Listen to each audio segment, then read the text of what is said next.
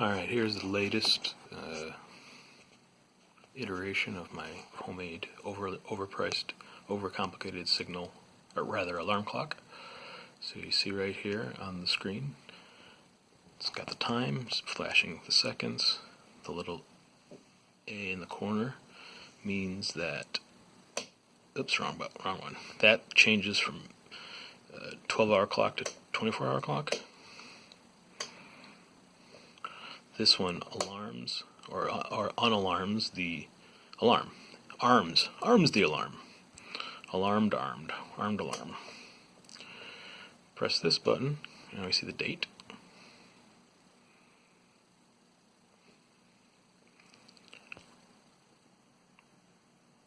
And this button doesn't do anything until there's an alarm. So now go over to this. This is just my tablet that has an app that can make what are called REST commands, or web agent, user agent commands, or something. Basically, I press one of these icons and it does something to the clock. So, first thing I'm going to do is I'm going to press the play button. Oh, I guess I should show you that in the back there's speakers, and there's actually, you can see inside a little bit, but you really can't make much out. That red light is the power light of a Raspberry Pi. It's a Pi 3 Plus A, which is the one that doesn't have as much physical I/O on it. Then that white thing with the green LED is a USB sound card, and that's needed because the software that drives the matrix display on the front uses some of the not the pins, but uses some of hardware resources that otherwise are used for the built-in audio, so you can't use it for both. There's a homemade power source right there that the barrel connector is plugged into. I actually had to get a and the audio, those speakers are hooked to a amplifier from an old probably 10-year-old power, or rather amplified speaker set that you would use like for your cell phone back in the early 2000s, when every cell phone had them, and may not have had a very powerful built-in speaker. So it was, you'd use it you'd plug it in instead of your headphones. So I took that out of its case and I repurposed it here, plugged it into the USB audio output, and then I have to drive the power is coming off 12 volts and being stepped down to 5 volts for the Raspberry Pi, and then the 12 volts is also being split off through an isolated transformer to 3.3 volts to drive the audio, and that's because the matrix, LED matrix in the front, the signals in the frequencies were so, whoops, there's some loose wire there. The frequency of the updates that are happening constantly to make the animation happen were interfering. We're feeding back noise back onto the power, and so even I couldn't use the built-in 3 volts from the Raspberry Pi because it was so noisy that it would cause horrible feedback onto the audio. So now I'm going to press the play button.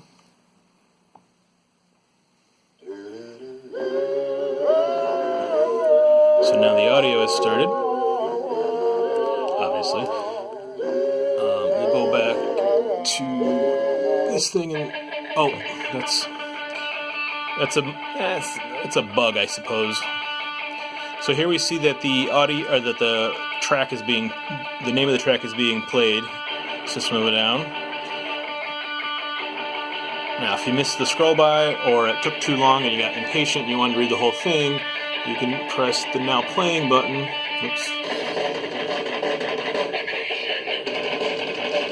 And it shows us that same thing. I think we're going to stop the music. It shows the same thing in the Now Playing button, and it would show us the metadata in the file if there were any, but there wasn't, so it didn't show it.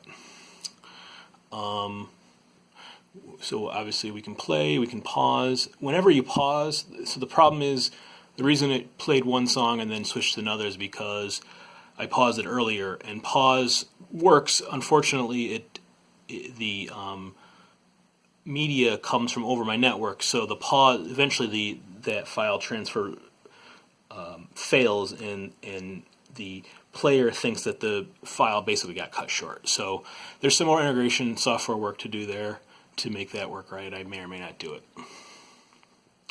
So so obviously you can do all the, well, we can start playing something again. Get them Now Playing. So there we are. We see the actual metadata. Pause it. Whoops. Come on. There we go. Now we play it. Pause it. Play it. Forward. Don't have it backwards for dumb reasons. It's just more software work needs to be done. Stop it. So there's a snooze. I will demo the alarm in a second. Although you can kind of imagine there's also a snooze with you can set how many minutes that the snooze lasts for. So you can imagine how dangerous that is. You can stop the alarm. Then there's headlines and weather. So I'll demonstrate what weather is first. Well, no, I won't. That actually takes too long. By the way, right there's the alarm indication, or armed, I guess, indication. Right there is actually the weather being read from a different Raspberry Pi that I have in my house that is sitting out on my porch telling me what the temperature is, and obviously the time of day, or rather the AM or PM. So if I'm going to hit the button, and I'll point it at this. Oops, that was weird. I wonder why it started like that. Let me try that again. That's an interesting bug. I haven't seen that before. Anyway, that's not much of an inside joke, but that is an inside joke. There is a headline button, and it actually takes a few minutes to run. And that's because it's actually downloading news headlines. It only has to do that every 10 minutes or so. And there's the first headline. And it's also scrolling across the screen. So this is more of a, oh, gee whiz, that's a fun thing to do, than it is actually useful, because even though it's a pretty bright display and I can see as a clock from across the room, trying to read it, it's relatively slow, the scroll speed. It's just annoying, so I don't really use it that much. But it's a good demo. So now, in order to set an alarm, the setting functions aren't as well developed. This is a web page, and it is the web page for the Raspberry Pi that's running in there. I'll kind of update it. So what we see is the current time.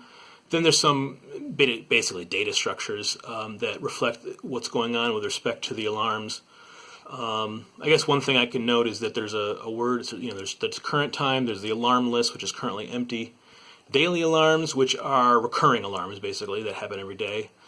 So every night at midnight, the daily alarm list gets copied into the alarm list, and then that will be run that day. So you see the word armed is true. I can go back to the clock.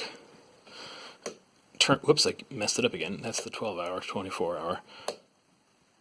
There, I've unarmed it. Come back to the web browser. Let it focus. And then I'm going to hit reload, and now it's false. So that's the same. And so it also says we're not currently alarmed. And so what I can do is I can set a new alarm. No, I don't like that autocomplete. So we'll set it for today. Current time is 6:10 p.m. So we will set it for 6:11. Hopefully we get this done in time. We won't set it to repeat. And there's a word for it. So now we see up here, there's a live alarm for 1811 hours, 1800 hours, 1811, whatever, how you say that. There's also a note that says alarm that used to print to the screen, but it actually, I stopped. I broke that code intentionally because I want to do a redo of the alarm animation, which we'll see in a few seconds. We can go back here and see that the current time when I sent the alarm was 18, 10, and 23 seconds, and I've been talking for at least 20 seconds. So we might have, oh, there it should go, and it didn't go, so it made a liar out of me. Oh, here it comes. Is it? No. Did I get the date right? 5/18, 5/18. I don't know what's wrong. Oh, it's because the alarm's not armed. It's because I intentionally disarmed it. Shoot. Okay. So, go back here. Get it to focus. There we go. We're now armed. Hurry up and set a new alarm.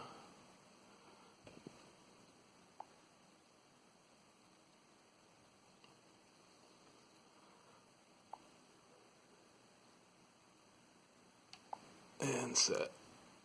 Okay. Oh, we've got 10 seconds to spare.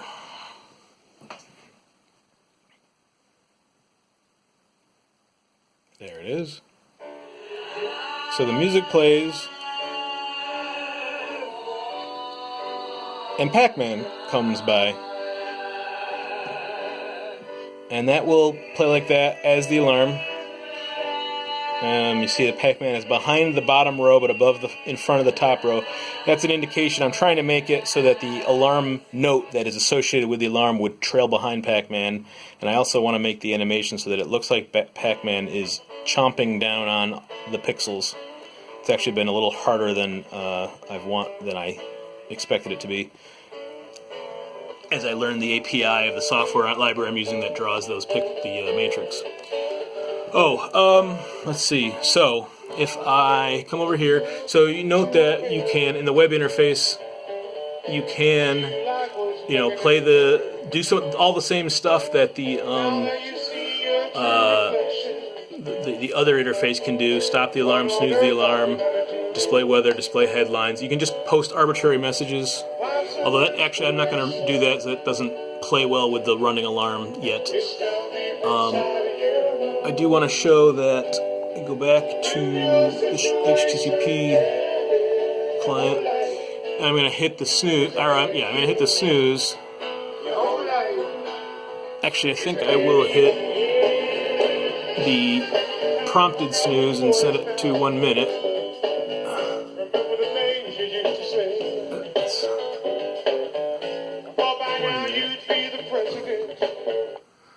So now it's snoozed, and now we can see down there that what was supposed to be. So this is a very small font. So at that size, the resolution of the pixels doesn't give really nice letters. But that is an S, whereas the previous, before I snoozed it, it was A for armed. So it'll go off again in a minute from from now. In fact, we can see that if we go back to the web page. Gotta reload it. So now we see that in the alarm list is a snoozed alarm that's actually been snoozed once, and the time it's going to wake up is 18:18 and 14 seconds, which I read that wrong. 18:14, so 6:14 and 42 seconds, which isn't long from right now, although it shouldn't be. We see that we're armed and but not alarmed because it's not playing. Oh, there it goes. Now, it picked up the music from where it left off, but in a minute may not be enough time for the download that was paused to be interrupted. So it may complete, or it may just quit and then go on to the next track. We're not interested in Dave Matthews right now, anyway. The player stuff still works, so I can go on to the next track.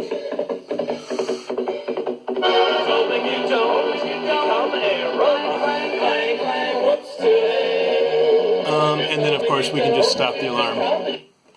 And the S turned back into an A, and the animation is stopped.